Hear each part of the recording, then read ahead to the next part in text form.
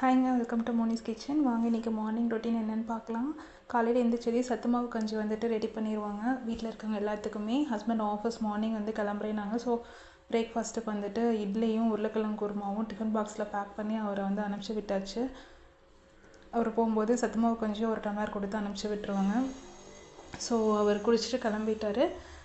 அதுக்கப்புறமேட்டுக்கு வெஜிடபிள் பிரியாணி பார்ப்பாங்க கேட்டாங்கன்ட்டு ஸோ வந்துட்டு எண்ணெய் வந்துட்டு நல்லெண்ணெய் ஊற்றிட்டு நெய் 2 ஸ்பூன் ஆட் பண்ணிவிட்டு வெங்காயம் நல்லா வதக்கிடணும். அப்போ தான் பிரியாணி வந்து டேஸ்ட் நல்லா கொடுக்குங்க. அதுக்கப்புறம் இஞ்சி பூண்டு பேஸ்ட்டு, சின்ன வெங்காயம் பேஸ்ட்டு போட்டுட்டு புதினா கொத்தமல்லி ஆட் பண்ணி நல்லா எண்ணெய் பிரிஞ்சு வந்ததுக்கப்புறம் தக்காளி ஆட் பண்ணி அதையும் நல்லா வதக்கிட்டு அப்புறம் நைட்டே வந்து காஞ்ச பட்டாணி இருக்கலங்க அதை ஊற வச்சுட்டேன். அது கூடவே கேரட், பீன்ஸ், உருளைக்கிழங்கு எல்லா காய்கறியும் கட் பண்ணி போட்டுட்டு அதையும் நல்லா எண்ணெயில் மிக்ஸ் பண்ணி விட்டுறலாம்.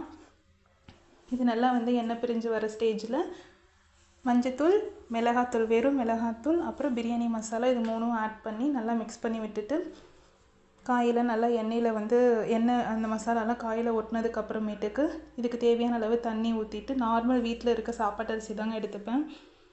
நல்லா வந்துட்டு உப்பு பார்த்துட்டு தண்ணி நல்லா கொதி வரதுக்காக குக்கர் போட்டு மூடி வச்சிடலாம். கொதி வந்ததுக்கப்புறம் அரிசி ஆட் பண்ணி லாஸ்ட்டாக ஒரு லெமனை மட்டும் பிரிஞ்சு விட்டுட்டு நல்லா மிக்ஸ் பண்ணி விட்டுட்டு மூடி வச்சுட்டு மேலே வந்து கொஞ்சம் கொத்தமல்லி புதினா மட்டும் ஆட் பண்ணிக்கலாங்க. 3 விசில் வந்ததையும் ஆஃப் பண்ணி எடுத்துட்டா சுட சுட கமன்னு வெஜ் பிரியாணி வந்து ரெடி ஆயிருங்க. டீட்டெயில் வீடியோ வந்து ஆல்ரெடி நான் வந்து சேனல்லே போஸ்ட் பண்ணியிருக்கேன். வீடியோஸ் பிடிச்சிருந்தா மோனிஸ் கிச்சனை சப்ஸ்கிரைப் பண்ணிக்கோங்க. தேங்க்யூ.